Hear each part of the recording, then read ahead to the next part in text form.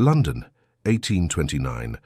The season had descended upon London with all its customary splendour, transforming the city into a glittering stage where fortunes were won, reputations made, and hearts irrevocably altered. The grand ballrooms of Mayfair blazed with candlelight, their crystal chandeliers casting dancing shadows upon silk-clad shoulders and jewelled throats. In drawing-rooms scented with hothouse roses, ambitious mummers plotted marriages, while their daughters practiced their curtsies and perfected their smiles. It was a world of exquisite manners and hidden passions, where a single glance could convey what words dared not speak, and where the most powerful man in the realm was about to discover that not everything could be conquered by title alone. Alexander Worthington, the Duke of Ashford, stood at the entrance of Lady Pemberton's ballroom with the casual arrogance of a man who had never been denied anything he truly desired. At 29, he possessed that rare combination of aristocratic breeding and masculine vitality that made matrons sigh and debutantes swoon. His dark hair gleamed in the candlelight, swept back from a face that might have been carved by a master sculptor, all strong lines and aristocratic planes, saved from severity by a mouth that suggested both sensuality and sardonic humour. His evening clothes were impeccably tailored, the black superfine coat sitting perfectly across shoulders, broadened by years of fencing and riding. He wore his consequence as naturally as he wore his signet ring, a man entirely comfortable in his dominion over society. "Your Grace," Lady Pemberton herself rushed forward, her ample bosom heaving with excitement beneath her purple silk gown. "What an honour! We had not dared hope you would attend this evening." It was no secret that the Duke of Ashford was notoriously selective about his social engagements. His presence at any gathering elevated it from merely fashionable to absolutely essential. Already he could see heads turning, fans fluttering faster, as whispers rippled through the assembled company like wind across a wheat field. "Lady Pemberton, you are too kind," he replied with practiced courtesy, though his eyes were already scanning the room with the predatory interest of a man accustomed to selecting his quarry.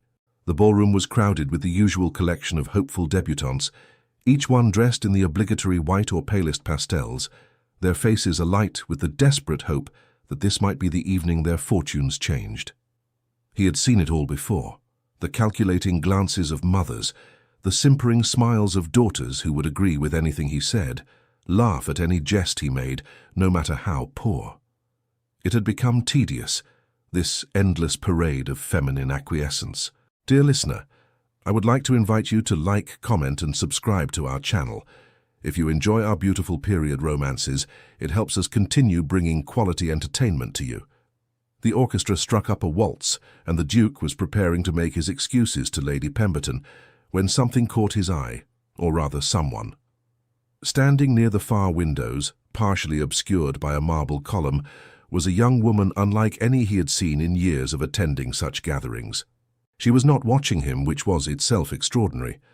While every other female in the room had positioned herself for maximum visibility to his grace, this woman seemed entirely absorbed in conversation with an elderly gentleman whom the Duke recognized as Sir Edmund Hartley, a noted scholar of antiquities. She wore a gown of deep sapphire blue that should have been scandalous on an unmarried woman. Propriety demanded pastels, yet somehow she carried it with such natural grace that it seemed perfectly appropriate. Her dark hair was dressed simply, without the elaborate ringlets and ornaments currently in fashion, swept up to reveal a slender neck and shoulders that gleamed like pearl in the candlelight. But it was not her beauty that arrested him, considerable though it was. It was something in her bearing, a quality of self-possession that suggested she would be perfectly content if every other person in the room simply vanished. She laughed at something Sir Edmund said, a genuine laugh that reached her eyes, and the Duke found himself moving toward her without conscious decision, drawn by something he could not name and would not have believed possible an hour earlier. "Sir Edmund," he said smoothly, arriving at the older man's elbow, "I trust you are well this evening?" The scholar turned, his weathered face breaking into a pleased smile. "Your Grace, what a delightful surprise. I was just discussing the recent discoveries at Herculaneum with Miss Ashworth here. May I have the honour of presenting Miss Beatrice Ashworth?" "Miss Ashworth, His Grace, the Duke of Ashford." The young woman turned to face him fully for the first time, and the Duke felt something shift in his chest, a sensation so unfamiliar that it took him a moment to identify it as genuine interest. She did not blush or simper. She did not flutter her fan or drop her eyes with affected modesty. Instead, she regarded him with calm, intelligent eyes of an unusual grey-green colour, and executed a curtsy that was perfectly correct, yet somehow managed to convey that she was performing it out of social obligation rather than awe at his consequence. "Your Grace," she said, her voice low and musical, with just a hint of something that might have been amusement. "How fortunate for Sir Edmund that you share his passion for Italian antiquities. So few gentlemen of fashion concern themselves with such scholarly pursuits." There was something in her tone, the merest suggestion that she doubted the sincerity of his interest, that both irritated and intrigued him. "I confess I am a mere amateur compared to Sir Edmund's vast knowledge," he replied, deploying the smile that usually rendered women speechless. "But I find the subject fascinating. The ancients understood so much that we moderns have forgotten." "Indeed." She tilted her head slightly, studying him as one might study a curious artifact in a museum. "And which aspects of classical learning do you find most compelling, Your Grace? The philosophy, the architecture, the military strategies, or perhaps the more, shall we say, recreational pursuits for which certain Roman emperors were notorious?" Sir Edmund choked slightly on his champagne, but Miss Ashworth's expression remained serenely innocent, though her eyes sparkled with unmistakable mischief. The Duke realized with a shock that she was deliberately baiting him, testing whether he possessed actual knowledge or merely pretended interest to make conversation with her. It was so unexpected, so refreshing after years of feminine deference, that he found himself genuinely smiling for the first time that evening. "I find the philosophy most rewarding," he said, deciding to rise to her challenge. "Marcus Aurelius in particular. His reflections on the nature of power and responsibility seem especially relevant for those of us who inherit authority rather than earning it." He paused deliberately. "Though I confess I also appreciate Ovid, particularly the Metamorphoses, there is something compelling about stories of transformation, of people becoming something other than what they were born to be." He saw the flash of surprise in her eyes, quickly masked but unmistakable. She had expected him to fumble or retreat into generalities. Instead, he had demonstrated not only knowledge but the ability to think beyond the surface of things. The slight nod she gave him was worth more than 1,000 sighs from other women. "The Metamorphoses," she said thoughtfully. "Yes, a fascinating work, though I have always found Ovid's treatment of female characters somewhat troubling. So many transformations undertaken not by choice, but as escape from unwanted masculine attention. Daphne becoming a laurel tree to flee Apollo, for instance. One might argue that Ovid was offering commentary on the abuse of power rather than celebrating it." "One might indeed," the Duke agreed, genuinely delighted now, "and one would be correct to do so. Perhaps that is why the work remains relevant, because the dynamics of power and its potential for abuse are as pertinent in a London ballroom as they were in ancient Rome." "How very philosophical of you, Your Grace," Miss Ashworth replied, and this time there was no mistaking the warmth in her tone. "I confess I did not expect to discuss classical literature this evening. Most gentlemen seem to believe that young ladies prefer to discuss nothing more challenging than the weather or the latest fashions." "Then most gentlemen are fools," he said bluntly, earning a delighted laugh from Sir Edmund. "Though in fairness to my sex, many young ladies do seem to prefer such topics, or at least pretend to. It becomes difficult to distinguish between genuine preference and performance. That, Your Grace, is the essential problem with a society that insists women must make themselves pleasing rather than interesting," she said, her eyes meeting his directly.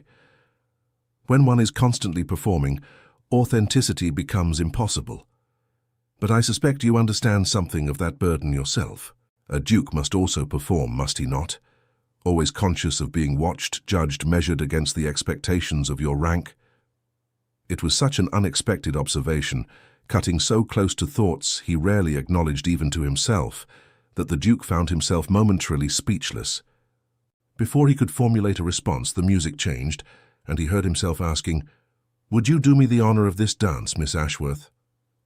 Something flickered across her face. Was it reluctance?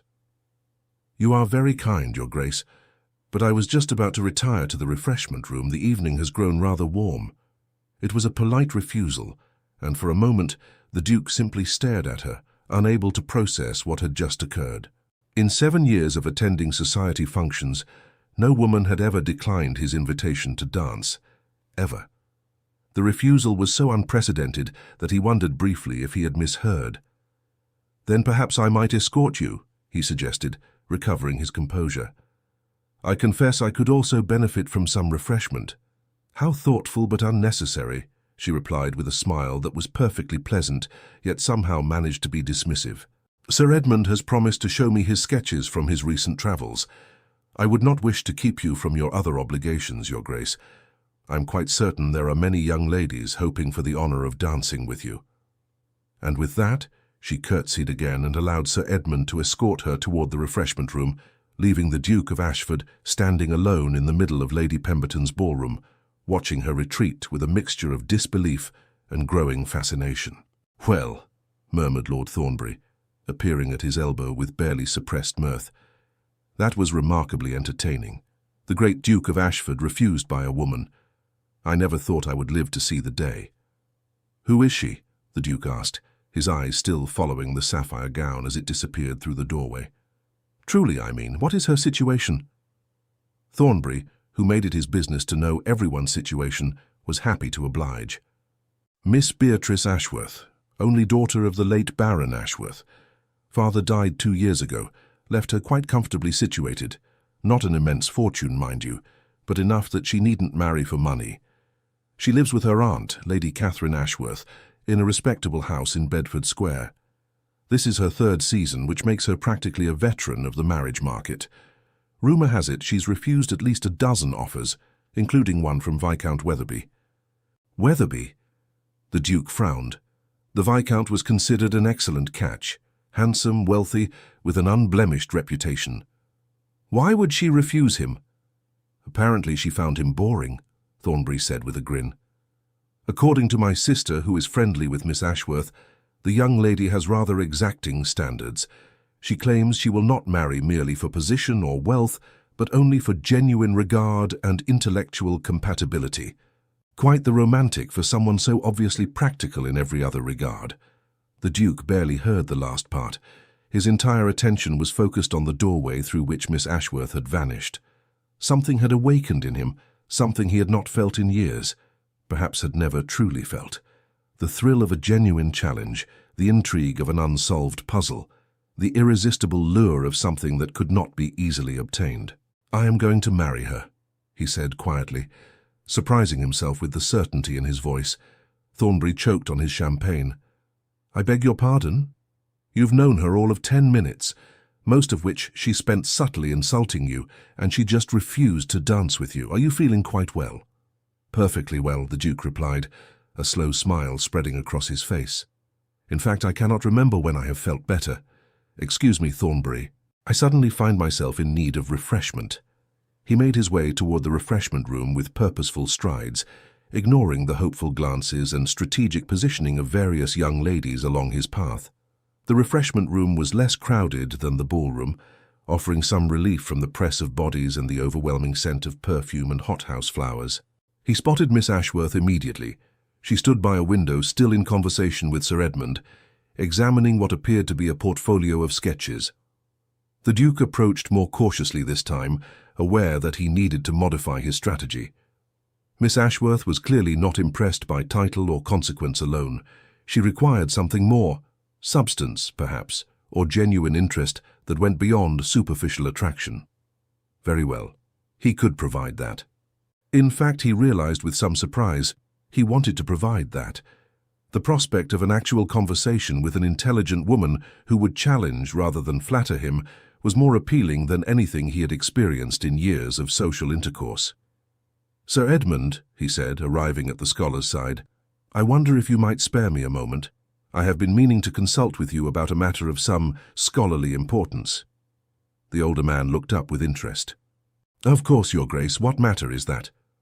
"I am considering establishing a fund to support archaeological expeditions to Greece and Italy," the Duke said, the idea forming, even as he spoke, Though once articulated, he realized it was actually an excellent notion, and one he should have considered before.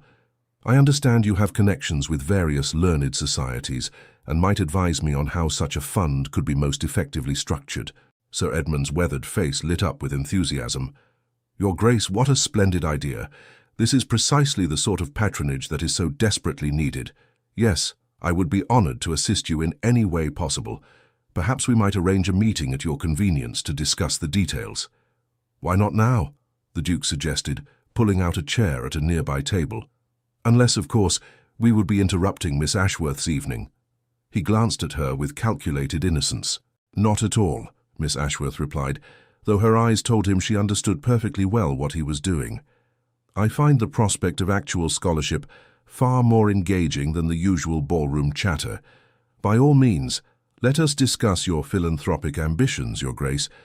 I am curious to see if they survive contact with specific details and actual financial commitment. There it was again, that subtle challenge, the suggestion that she doubted his sincerity. Rather than irritating him, it only made him more determined to prove himself. They settled at the table, and what followed was one of the most remarkable hours of the Duke's life. What began as a strategy to maintain Miss Ashworth's presence became a genuinely absorbing discussion of classical archaeology, the best methods for preserving ancient artifacts, and the political complications of conducting excavations in territories controlled by the Ottoman Empire. Miss Ashworth, it transpired, was not merely well-read but genuinely scholarly in her interests. She had taught herself ancient Greek and was working her way through Latin, the better to read classical texts in their original languages. She had strong opinions about the proper methods for excavating archaeological sites, opinions that sometimes differed from Sir Edmund's, but were always well-reasoned and supported by evidence. She spoke with passion about the importance of preserving context, of recording exactly where each artifact was found, of treating ancient sites as sources of knowledge rather than merely repositories of treasures to be plundered for private collections. The Duke found himself contributing far more than he had intended, drawing on his own extensive education and his genuine interest in history and philosophy. The conversation ranged from the practical to the theoretical, from discussions of funding mechanisms to debates about the nature of historical knowledge itself. More than once, he and Miss Ashworth found themselves in friendly disagreement, their debate growing animated as they challenged each other's assumptions and pushed back against unsupported assertions. "You argue like a barrister," he said at one point, after she had neatly dismantled his position on the reliability of Herodotus as a historical source. "I shall choose to take that as a compliment," she replied, her eyes sparkling with pleasure, "though I suspect many gentlemen would consider it an insult to a lady's feminine delicacy." "Then many gentlemen are idiots," he said bluntly. "I cannot comprehend why intelligence in a woman should be considered anything other than an asset and a delight." Something shifted in her expression then.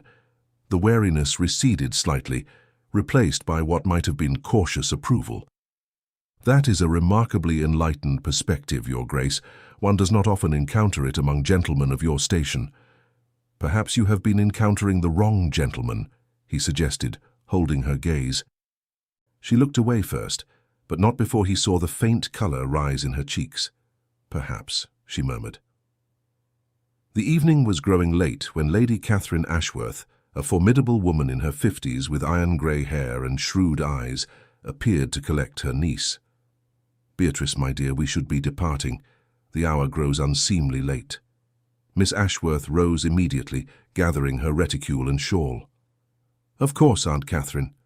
She turned to Sir Edmund and curtsied. "Thank you for a most enlightening conversation, sir. I look forward to our continued correspondence on these matters. And you, Your Grace," she said, turning to the Duke with a curtsy that seemed fractionally warmer than her earlier ones. "You have quite surprised me this evening. I confess I did not expect to find such genuine scholarship beneath the facade of a fashionable duke." "I am filled with surprises, Miss Ashworth," he replied, rising and bowing over her hand. "I hope you will allow me the opportunity to reveal more of them to you. Perhaps you would do me the honor of allowing me to call upon you." He felt her hand stiffen slightly in his, and when she withdrew it, her expression had become guarded again. "You are very kind, Your Grace, but I am not receiving calls at present. My time is quite occupied with various pursuits and my studies. I would not wish to waste your valuable time with my tedious schedule." It was another refusal, politely phrased but unmistakable. The Duke felt a flash of frustration. He had spent the entire evening demonstrating that he was more than a superficial aristocrat, that he possessed the intellect and genuine interest she claimed to value, and yet she still held him at arm's length.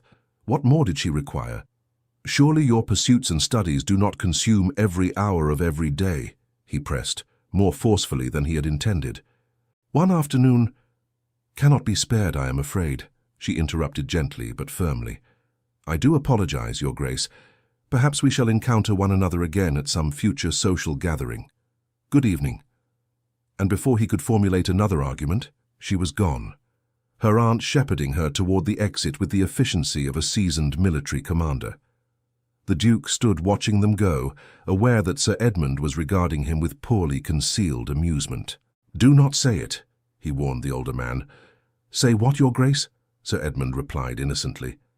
"That Miss Ashworth is possibly the only woman in London who seems entirely immune to your considerable charms, that she appears to find the excavation of Pompeii more interesting than the most eligible bachelor in England. I would not dream of stating such obvious facts." "She is not immune," the Duke said with more confidence than he felt. "She is merely cautious. She has been pursued by fortune hunters and title seekers before, and has learned to protect herself. I simply need to demonstrate that my interest is genuine and not merely passing fancy." "And is it?" Sir Edmund asked shrewdly. "Genuine, I mean. Or are you simply intrigued because she does not fall at your feet like every other woman in London?" It was a fair question, and the Duke considered it carefully before responding. "Both," he admitted finally. "I will not pretend that her indifference is not stimulating. I have grown unutterably bored with simpering acquiescence, but it is more than that, Edmund. She is genuinely intelligent, genuinely passionate about ideas and learning. When was the last time you heard a woman in a London ballroom express a controversial opinion about anything more significant than whether the waltz is too scandalous to be properly danced? She is extraordinary, and I intend to win her." "Then I wish you the best of luck," Sir Edmund said, clapping him on the shoulder. "Though I suspect you will need more than luck. You will need patience, genuine effort, and the willingness to accept that she may never change her mind. Miss Ashworth is not a prize to be won, Your Grace. She is a person with her own desires and ambitions, and those may not include becoming a duchess." The warning was well meant, but the Duke barely heard it. His mind was already racing ahead, planning his next move. If Miss Ashworth would not receive him privately, then he would have to find other ways to demonstrate his sincerity. He would attend every social function where she might appear. He would make himself knowledgeable about the subjects that interested her. He would prove through action rather than words that he was worthy of her attention. What the Duke of Ashford wanted, he obtained. It had always been thus. Miss Beatrice Ashworth would learn that refusing him only made him more determined. The following morning found the Duke in his study at Ashford House, his magnificent Mayfair residence, writing a carefully considered letter to Miss Ashworth. He had already discarded 4 attempts, one too formal, one too casual, one that revealed too much of his feelings, and one that revealed too little. The 5th attempt, after an hour of concentrated effort, struck what he hoped was the right balance. "My dear Miss Ashworth, I write to thank you for the most stimulating conversation I have enjoyed in longer than I can recall. Your insights into the preservation of classical antiquities were both profound and practical, and our discussion has inspired me to move forward with establishing the archaeological fund we discussed. I would be most grateful if you would consent to serve on the advisory committee for this endeavor. Your knowledge and passion for the subject make you ideally suited for such a role, and I can think of no one whose judgment I would value more highly. I remain, with great respect, Ashford." It was, he thought with satisfaction, a perfect letter. It acknowledged their conversation without excessive flattery, offered her a legitimate role that played to her genuine interests rather than her feminine charms, and provided a context for continued interaction that had nothing to do with courtship or marriage. She could hardly refuse without seeming churlish or inconsistent with her stated values. The reply came 3 days later, and it was not what he expected. Your Grace, I am sensible of the honor you do me in suggesting I serve on the advisory committee for your archaeological fund. However, I must respectfully decline. While I am gratified that our conversation inspired such philanthropic ambitions, I cannot help but feel that my involvement would be inappropriate. The world of scholarship and patronage is dominated by gentlemen, and I would not wish my presence to be seen as a distraction or to undermine the serious purpose of the endeavor. I am confident that Sir Edmund and his colleagues will provide you with excellent guidance. I remain respectfully, Miss B. Ashworth. The Duke read the letter 3 times, his frustration mounting with each reading. It was a masterpiece of polite refusal. She had managed to decline without giving him any legitimate grounds for pressing his suit further. She had even turned his own gesture against him, suggesting that his offer might be motivated by gallantry rather than genuine respect for her abilities. It was maddening. It was brilliant. It made him want her even more intensely. Very well. If she would not join his committee, he would find other ways to demonstrate his sincerity. He made inquiries, discreet ones through channels that would not alert Miss Ashworth to his interest, about her activities and interests. It transpired that she was devoted to her studies, spending long hours in her late father's library, reading classical texts. She also had a passion for music and attended concerts regularly. She enjoyed long walks in the parks and had a particular fondness for botanical gardens, where she sketched various specimens. The Duke began to appear at the same concerts she attended, always positioning himself where she would see him, but never approaching too directly. He visited the botanical gardens on the days he knew she would be there, pretending surprise when they encountered each other. He sent her books, carefully selected volumes on subjects they had discussed, always with notes that referenced their conversation and posed thoughtful questions for her consideration. His persistence was both frustrating and flattering to Beatrice. She had meant to keep him at a distance, to protect herself from the inevitable disappointment that came when men proved to be less than they initially appeared. But the Duke was making that strategy increasingly difficult to maintain. His gifts were thoughtful rather than extravagant. His encounters seemed coincidental, but were clearly orchestrated with care.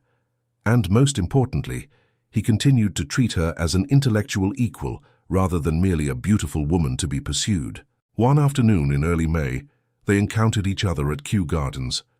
Beatrice was sketching a rare orchid when she heard a familiar voice behind her. "Your attention to detail is remarkable, Miss Ashworth. You have captured not just the form, but the very essence of the flower."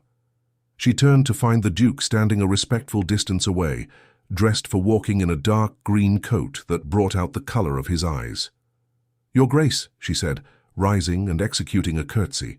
"What a surprise to find you here." "Is it?" he asked with a slight smile. "I confess I hoped I might encounter you. Your aunt mentioned at Lady Thornbury's musical that you often visit the gardens on Wednesday afternoons." "You spoke with my aunt?" Beatrice asked, surprised and slightly alarmed. "Briefly," he assured her. "I simply inquired about your health and mentioned how much I had enjoyed our conversation at Lady Pemberton's ball. Lady Catherine was kind enough to suggest that we shared similar interests in botanical subjects." He gestured to the path. "Might I walk with you? I promise to be respectful of your time and your preference for solitude." Beatrice hesitated. Every instinct warned her to refuse, to maintain the distance she had so carefully established. But another part of her, a part she had been trying to ignore, wanted to accept. She was lonely, if she was honest with herself. Lonely for intelligent conversation with someone who saw her as more than merely a woman to be married off. The Duke had proven himself capable of such conversation, and she found herself wanting more of it despite her better judgment. "Very well," she said finally, "but only for a quarter hour, Your Grace. I have much work to accomplish this afternoon." "I am grateful for whatever time you can spare," he replied, offering his arm. They walked together through the gardens, and the Duke was true to his word. He asked thoughtful questions about her sketches, listened attentively to her explanations of various botanical specimens, and shared his own observations with genuine enthusiasm. There was none of the forced gallantry she had experienced with other suitors, no attempts to turn every conversation toward flattery or romance. He simply talked with her, as one scholar might converse with another. "You know," he said after they had walked for some time, I've been thinking about our conversation regarding Ovid. You made an excellent point about the problematic nature of his transformations, women fleeing masculine attention only to lose their humanity in the process. It occurs to me that much of classical literature treats women as objects rather than subjects. Surely that represents a significant limitation in our understanding of the ancient world. Beatrice stopped walking and turned to face him fully, studying his expression for any sign of artifice. That is a remarkably perceptive observation, Your Grace. Most scholars dismiss such concerns as modern sentimentality imposed upon ancient texts. They argue that we must accept the ancients on their own terms rather than judging them by contemporary standards. And you disagree? He asked, genuinely curious. I think there is merit in both approaches, she said carefully. We should strive to understand the ancients in their own context, yes, but we should also be willing to critique aspects of their culture that we now recognize as unjust or harmful. Understanding need not preclude judgment, any more than appreciation need preclude criticism. Exactly so, he agreed with evident pleasure. Miss Ashworth, do you realize how rare it is to find someone willing to engage with ideas at this level? Most people I encounter either agree with everything I say out of deference to my rank, or disagree merely to be contrary. You argue from genuine conviction and reasoned analysis. It is refreshing. The color rose in her cheeks at his praise, but she held his gaze steadily. I could say the same of you, Your Grace. I confess I did not expect to find such genuine intellectual curiosity in a duke. Most aristocrats seem content to rest on their titles and leave scholarship to others. Then we have both been pleasantly surprised by each other, he said softly. And there was something in his voice, a warmth and intimacy that made her breath catch. She looked away, suddenly aware of how close they were standing, of the intent way he was looking at her. I should return home, she said, her voice not quite steady. My aunt will worry if I am gone too long.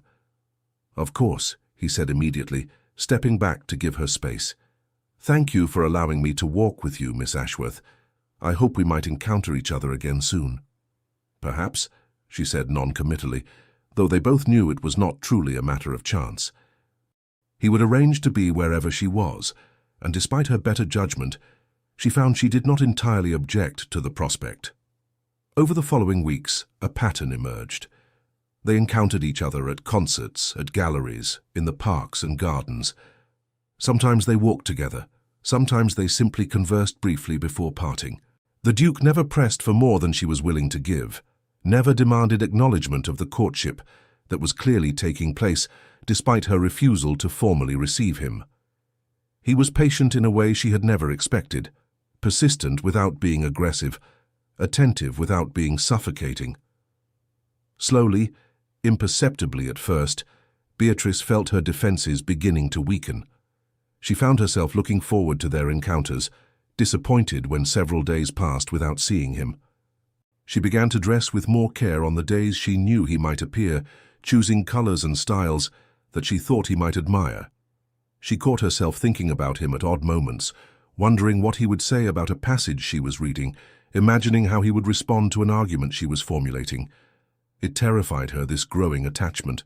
She had sworn she would never allow herself to be vulnerable in this way, would never risk her independence and her sense of self for any man.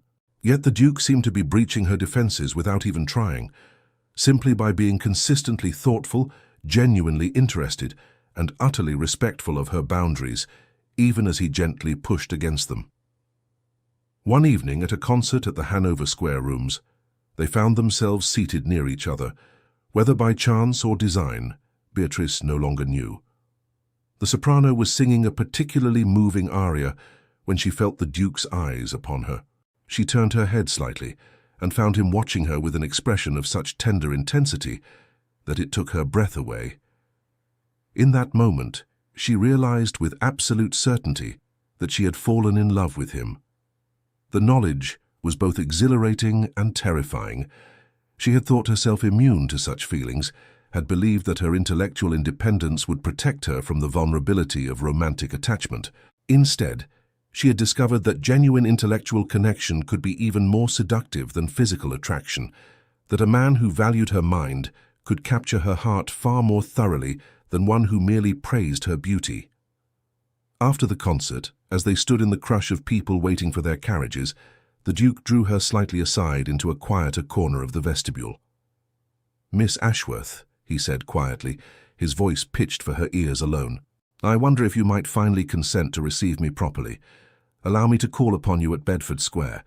Give me the opportunity to court you in the open, rather than through these carefully orchestrated chance encounters." She looked up at him, searching his face, seeing the sincerity in his eyes. "Why?" she asked simply.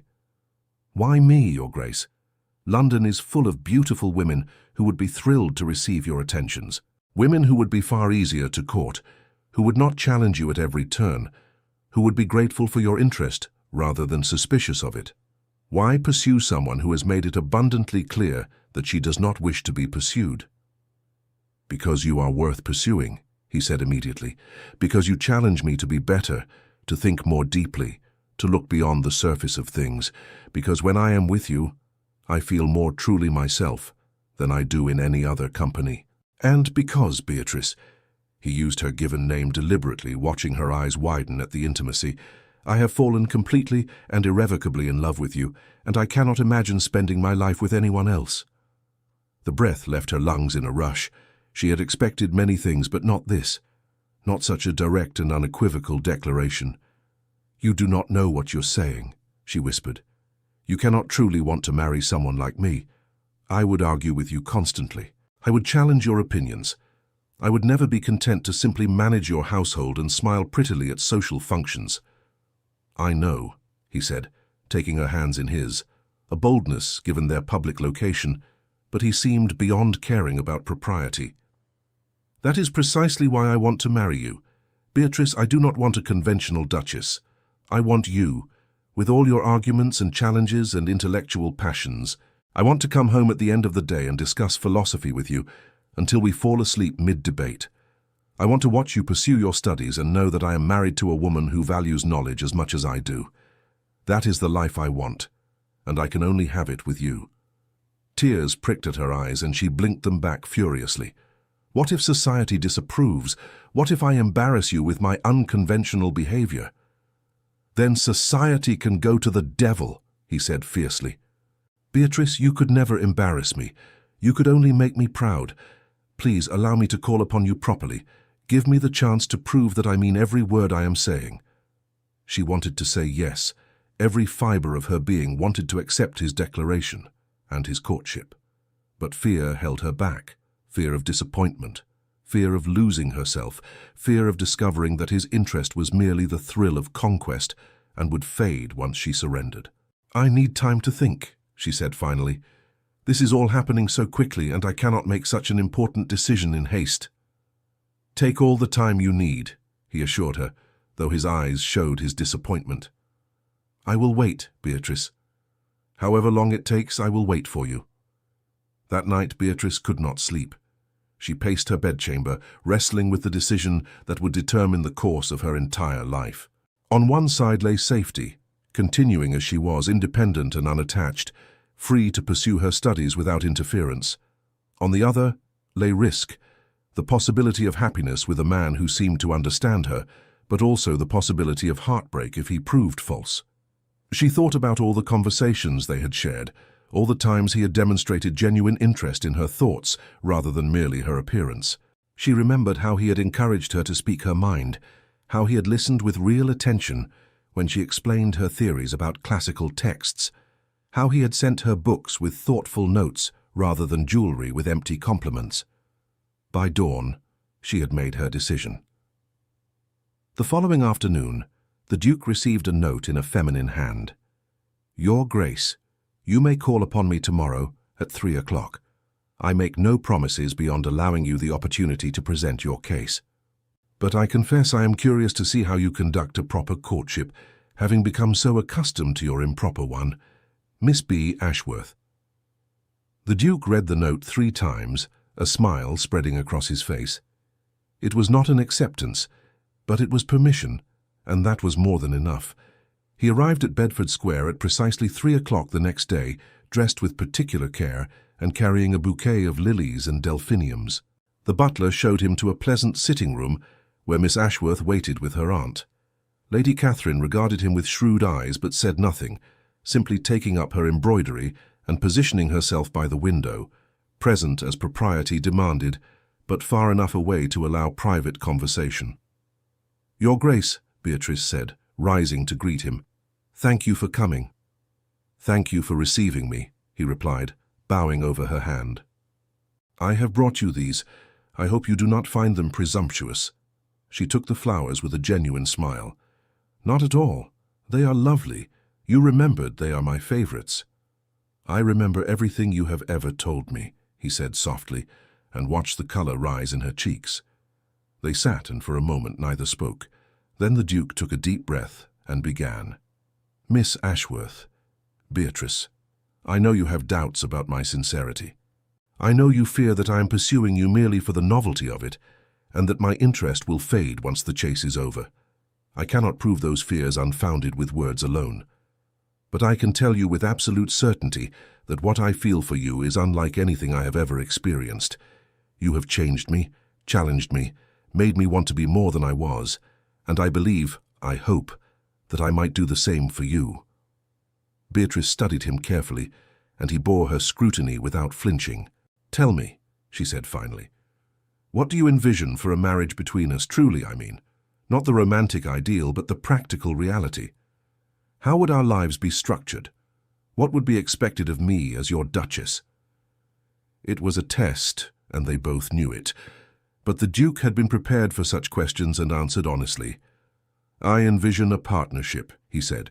"You would have responsibilities, yes, managing the household, entertaining when necessary, appearing at certain social functions. But within those constraints, you would have freedom to pursue your own interests. I would not ask you to abandon your studies or your love of learning. In fact, I hope you would share them with me. I imagine us building a library together, hosting salons where scholars and thinkers gather for genuine discourse. I see us traveling to Greece and Italy to see the ancient sites we have discussed. I see us growing old together, still arguing about philosophy, still challenging each other to think more deeply." "And children?" she asked quietly. "What of children?" "I hope we will have them," he said honestly. "An heir is expected, yes, but more than that, I would want to raise children with you, to teach them the values we share, curiosity, compassion, the importance of using one's advantages to benefit others. I think we would make excellent parents together, Beatrice. We would teach our daughters that intelligence is nothing to be ashamed of, and our sons that women deserve respect and partnership rather than subjugation." She was quiet for a long moment, and he could see the war being waged behind her eyes, hope battling with fear, desire fighting against caution. Finally, she spoke. "I am afraid," she said softly. "I am terrified of wanting this, of wanting you, and then discovering that it was all an illusion, that you would eventually grow tired of my unconventional ways and wish you had chosen someone more biddable." "Then let me prove it to you," he said urgently, leaning forward, not with grand gestures or empty promises, but with time and consistency. "Let me court you properly, openly. Let me show you every day in 100 small ways that I mean everything I say. And when you are finally convinced that this is real, that I will never ask you to be anything other than exactly who you are, then, and only then, will I ask you to marry me. Is that fair?" She looked at him for a long moment, and he saw tears gathering in her eyes. "Yes," she whispered. "Yes, that is fair. But Alexander, you should know, I am already half in love with you, and it terrifies me." His heart soared at her admission, but he kept his voice calm, gentle. "Then let us be terrified together. I promise you, Beatrice, whatever comes, we will face it side by side." Thus began the most unusual courtship London society had seen in years. The Duke called upon Miss Ashworth regularly, always proper, always respectful of her boundaries, but making his devotion increasingly clear. They walked in the parks, discussing everything from classical philosophy to modern politics. They attended lectures and concerts together, always properly chaperoned but clearly absorbed in each other's company. They exchanged books and long letters debating various scholarly points. Most remarkably, the Duke began to involve Miss Ashworth in his affairs, seeking her advice on the management of certain aspects of his estates, asking her opinion on matters of genuine importance, actually implementing her suggestions when they proved sound. It was unprecedented for a duke to consult with an unmarried woman on such matters, but Alexander cared nothing for precedent. He valued Beatrice's intelligence and judgment, and he wanted her, and society, to see that he truly viewed her as an equal partner. Society predictably had much to say about the unconventional courtship. Some approved, seeing in the Duke's pursuit a genuine affection that transcended mere physical attraction. Others were scandalized, viewing Miss Ashworth as too intellectual, too opinionated, too unsuitable for a duke. The gossip grew so intense that Lady Catherine finally addressed it with her niece one evening. "Beatrice, my dear, you must know that people are talking. They say you are too bookish, too argumentative, that you will make an unsuitable duchess. Some are already predicting that the Duke will tire of you once the novelty wears off." "I know," Beatrice said quietly. "Do you think they are right?" Lady Catherine set down her needlework and looked at her niece with surprising gentleness. "I think the Duke of Ashford is besotted with you in a way I have rarely seen. I think he genuinely values your mind and your spirit. But more importantly, I think you need to decide whether you value his regard enough to brave society's censure. Because, my dear, if you marry him, there will be censure. You will be watched and judged far more closely than any conventional duchess. Are you prepared for that?" Beatrice considered the question carefully. "I think," she said slowly, "that if I have Alexander beside me, truly beside me, as a partner and equal, I can weather any amount of society's disapproval. It is only if I were to face it alone, or worse, with a husband who secretly agreed with the critics, that I would falter." "Then you must be certain of his constancy before you commit yourself," Lady Catherine advised. "Make him prove his devotion beyond any doubt, and only when you are entirely convinced should you accept his suit." It was wise counsel, and Beatrice took it to heart. She continued to hold the Duke at a careful distance, watching him, testing him in subtle ways, and Alexander, with remarkable patience, accepted every test and passed them all. When she deliberately took a controversial position at a dinner party, arguing that women should receive proper education in mathematics and sciences, he supported her publicly, despite the shocked reactions of the other guests. When she expressed interest in attending a lecture at the Royal Society, traditionally closed to women, he used his influence to secure her admission and escorted her there himself, ignoring the disapproving stares. Most tellingly, when his father summoned him for what was clearly meant to be a serious conversation about his choice of bride, Alexander went to the meeting with Beatrice at his side, making it clear that he would not discuss his intended wife behind her back. The Dowager Duke received them in his study, his expression stern. "Alexander, I have been hearing remarkable things about your courtship. It seems you have chosen a most unconventional young lady." "I have chosen an extraordinary woman," Alexander corrected firmly. "Miss Ashworth, may I present my father, the Dowager Duke of Ashford. Father, Miss Beatrice Ashworth." Beatrice curtsied gracefully, meeting the older man's appraising gaze without flinching. "Your Grace, I am honored to make your acquaintance." The Dowager Duke studied her for a long moment before speaking. "Miss Ashworth, my son seems quite determined to marry you, despite the fact that you appear to lack many of the qualities traditionally valued in a duchess. You are outspoken where discretion is expected, intellectual where ornamental would suffice, and controversial where conventional would be far more comfortable.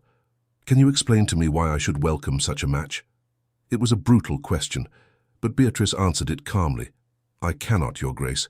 I can only tell you that I love your son, and that I believe I can make him happy, not by conforming to what others expect a duchess to be, but by being a true partner to him. If that is insufficient for your approval, then I am sorry, but I will not pretend to be something I am not." A ghost of a smile flickered across the Dowager Duke's face. "You have spirit. I will grant you that. Very well. Let me ask you this. If you marry my son, you will have considerable responsibilities. Can you fulfill them while maintaining this fierce independence you value so highly?" "I believe I can with Alexander's support," Beatrice replied. "I have no intention of shirking my duties as Duchess, but I also have no intention of abandoning the things that make me who I am. I hope to prove that a woman can be both Dutiful and independent, proper and passionate, a duchess and a scholar. The Dowager Duke was silent for a long moment, then turned to his son. She is nothing like what I would have chosen for you, but I can see that she makes you happy, and that you make each other better. You have my blessing, though I reserve the right to say, I told you so, if this unconventional marriage proves difficult. I will accept that bargain gladly, Alexander said, clasping his father's hand. As they left the Dowager Duke's residence, Beatrice felt something loosen in her chest, a knot of anxiety she had not even realized she was carrying. He approved of me, she said wonderingly. I did not expect that. He is a shrewd judge of character, Alexander replied. He sees what I see, that you are extraordinary, and that together we will be even better than we are apart. The moment had come. Standing on the steps of the Dowager Duke's residence, with the afternoon sun gilding the London streets with gold, Beatrice finally allowed herself to acknowledge what she had been denying for weeks. She was in love with Alexander Worthington, Duke of Ashford, completely, irrevocably, terrifyingly in love. And more than that, she trusted him, trusted that he meant what he said, that his regard was genuine, that he would stand beside her through whatever challenges came. Alexander, she said softly, turning to face him, take me home. I think it is time we had a serious conversation. They rode to Bedford Square in charged silence, both aware that something momentous was about to occur. Lady Catherine, with the discretion that had endeared her to her niece, excused herself shortly after their arrival, leaving them alone in the sitting room. Beatrice, Alexander began, but she held up a hand to stop him. Let me speak first, she said. I have been unfair to you. I have held you at a distance, tested you at every turn, demanded that you prove yourself again and again when you had already demonstrated your sincerity dozens of times over. I did this because I was afraid of wanting something so much and then losing it, afraid of being vulnerable, afraid that love would mean the loss of myself. She paused, gathering her courage, then continued. But you have shown me that I was wrong. That love, true love, the kind based on mutual respect and genuine partnership, does not diminish either person. It elevates both. You have made me braver, Alexander. You have made me believe that I can have both independence and companionship, both intellectual freedom and romantic love. And so I am ready to stop testing you and start trusting you. I am ready to say yes. Yes? He repeated, hardly daring to breathe. Yes, I will marry you, she said, smiling through the tears that were now streaming down her face. Yes, I will be your duchess and your partner, and your equal. Yes, I will spend my life arguing with you about philosophy and exploring ancient ruins and building something extraordinary together. Yes to all of it, Alexander. Yes. He closed the distance between them in 2 strides and pulled her into his arms, claiming her lips in a kiss that was both tender and passionate, a perfect expression of everything they felt for each other. When they finally broke apart, both breathless, he rested his forehead against hers. I love you, he whispered. I will spend every day of my life proving that this was the right decision. You will never regret choosing me, Beatrice. I swear it. I know, she replied softly. I already know. The announcement of their engagement caused exactly the sensation they had anticipated. The newspapers were full of it, some celebrating the match as a triumph of genuine affection, others denouncing it as the ruin of one of England's most distinguished ducal lines. Society divided into camps, and for several weeks there was no more discussed topic in London's drawing rooms than the Duke of Ashford's controversial choice of bride. But Alexander and Beatrice barely noticed the gossip. They were too absorbed in each other, in planning their future together, in the joy of finally being able to openly acknowledge their feelings. They spent their days together, walking, talking, laughing, arguing about everything and nothing. The Duke introduced Beatrice to his friends and associates, making it clear that her opinions were to be valued and her presence welcomed. Beatrice, in turn, began to embrace the idea of becoming a duchess, seeing it not as a loss of identity, but as an opportunity to use her position for good. One evening, several weeks after their engagement, They attended a ball at Thornbury House. As they stood together on the edge of the dance floor, Alexander's father approached them. The Dowager Duke had been observing his son's relationship with growing interest, and tonight he had something to say. Meu filho, Londres está cheia de moças lindas que dariam tudo para se casar com você. Por que ela? Alexander smiled and looked at Beatrice, who was engaged in animated conversation with Sir Edmund about some recent archaeological discovery. Porque nenhuma mulher me faz sentir como ela, papai. Ao lado dela, sinto que posso fazer qualquer coisa. The Dowager Duke followed his son's gaze and nodded slowly. I understand, he said quietly. Your mother made me feel the same way. You have chosen well, my son. The wedding took place in October at St. George's, Hanover Square. Despite the controversy surrounding their engagement, the church was packed with well-wishers, scholars mixing with aristocrats, friends from all walks of life gathered to celebrate this most unusual union. Beatrice walked down the aisle in a gown of ivory silk, carrying lilies and delphiniums, her face radiant with happiness. When it came time for the vows, they spoke the traditional words, but Alexander added a promise of his own. I vow to be your partner in all things, he said, holding her hands and looking into her eyes, to support your passions and respect your independence, to challenge you and encourage you, to build with you a life of meaning and purpose. This I promise before God and all these witnesses.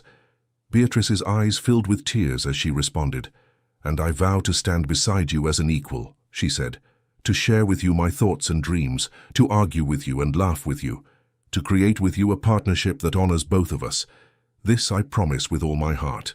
When the vicar pronounced them man and wife, and Alexander kissed his duchess for the first time in public, the church erupted in applause, highly improper according to traditional standards, but somehow perfect for this most unconventional of marriages. The years that followed proved the wisdom of their choice. Alexander and Beatrice built a life together that was both deeply romantic and intellectually fulfilling.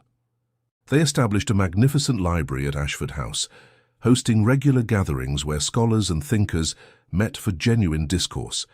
They travelled extensively, visiting the ancient sites they had discussed during their courtship. They managed the estates together, with Beatrice proving to have excellent judgment and administrative skills that complemented her husband's strengths. Most importantly, they remained partners in the truest sense.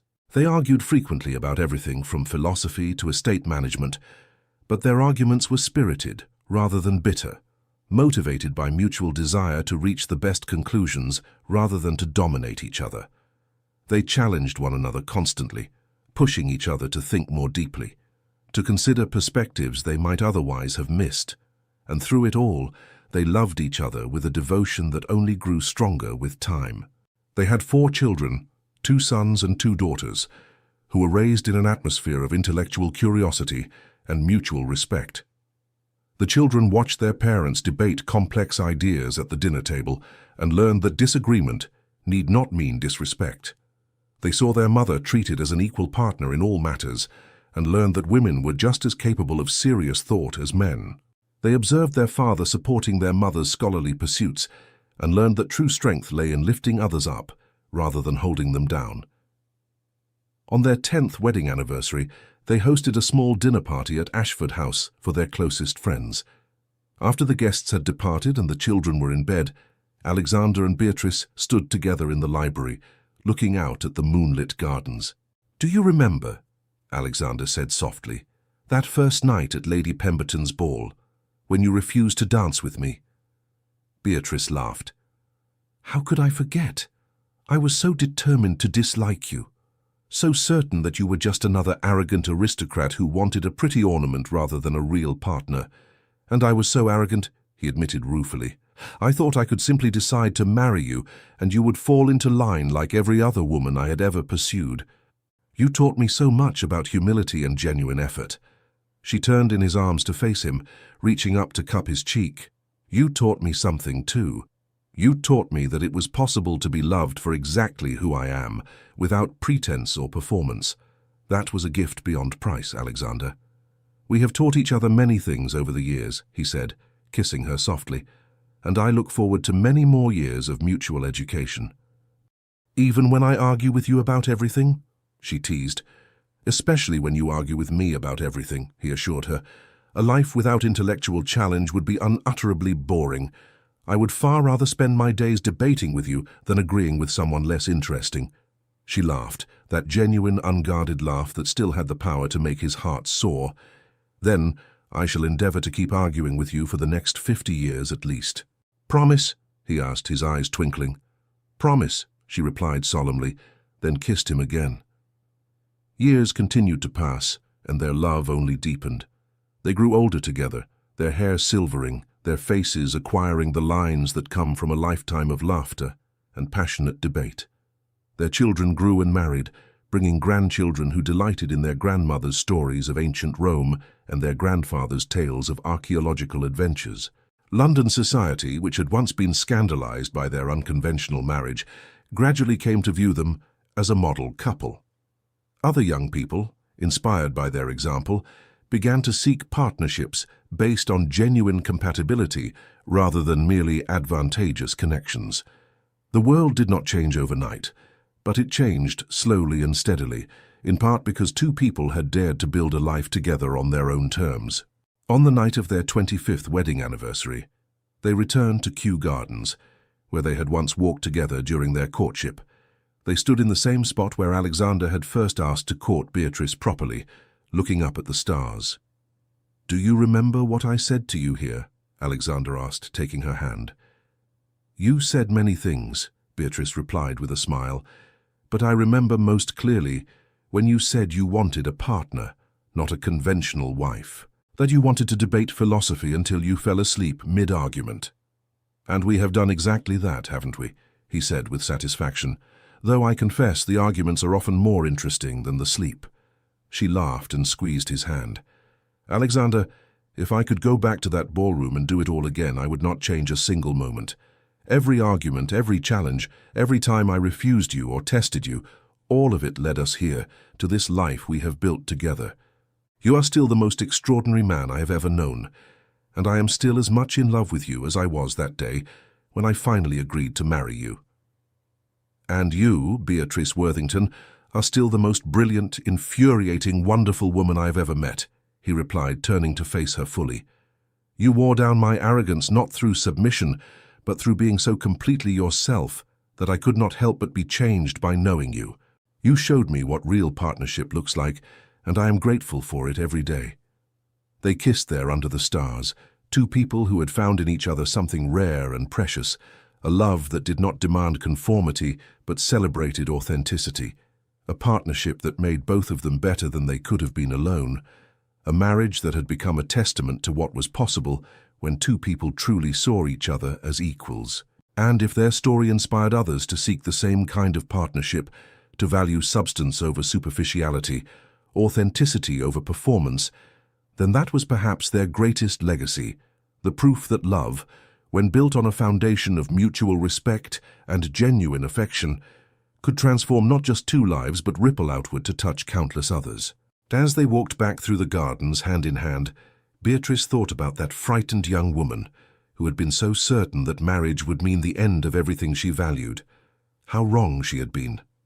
Marriage to Alexander had not been an ending but a beginning, the start of an adventure that had exceeded every hope and dream she had barely dared to have. "What are you thinking about?" Alexander asked, noticing her contemplative expression. "I am thinking," she said slowly, "that I am very glad I did not succeed in keeping you at a distance. My life would have been so much smaller, so much less joyful without you in it." "Then we are in agreement for once," he teased, and she laughed and kissed him again there under the stars, still in love after all these years, still partners in every sense of the word. And somewhere in London, in drawing rooms and ballrooms, young women were hearing their story and thinking that perhaps, just perhaps, it was possible to have both love and independence, both marriage and identity, both partnership and selfhood. Perhaps it was possible to find someone who valued your mind as much as your beauty, your character as much as your connections, your authentic self as much as any performance. The Duke and Duchess of Ashford had shown that such love was possible. And in doing so, they had given hope to everyone who yearned for something more than society's conventional offerings. Hope that somewhere out there was a person who would see them truly, love them wholly, and walk beside them as an equal partner through all the adventures life had to offer. It was a beautiful legacy for two people who had started their acquaintance with resistance and refusal, who had argued their way into love, and who had built a marriage that proved that the best partnerships are not about one person submitting to another, but about two people choosing to stand together, facing the world side by side, making each other braver, wiser, and more fully themselves than they ever could have been alone. And they lived, not in fairy tale perfection, but in the rich, complex, deeply satisfying reality of a love built on truth, a partnership that honored both individuals while creating something greater than either could have achieved alone. They lived with passion and purpose, with debate and devotion, with challenge and commitment. They lived, in short, exactly as they had promised each other they would, as equals, as partners, as two souls who had found in each other the perfect complement, the ideal companion for life's grand adventure. The end. A love story of pride, desire, and a partnership that changed not only two hearts, but an entire society, proving that the greatest romance is found when two people dare to be authentically themselves and build something extraordinary together. Thank you for staying with us until the end of this emotional journey. If this story touched your heart, we invite you to subscribe, like, comment, and share our channel. Your support inspires us to keep creating more stories of love, redemption, and breathtaking twists. Help us reach our first 1,000 subscribers, and together we'll continue sharing tales that warm the heart. At the end of this video, you'll see a suggestion for another of our historical stories. Click and let yourself be enchanted by another unforgettable tale. With all our gratitude, Echoes of Romance,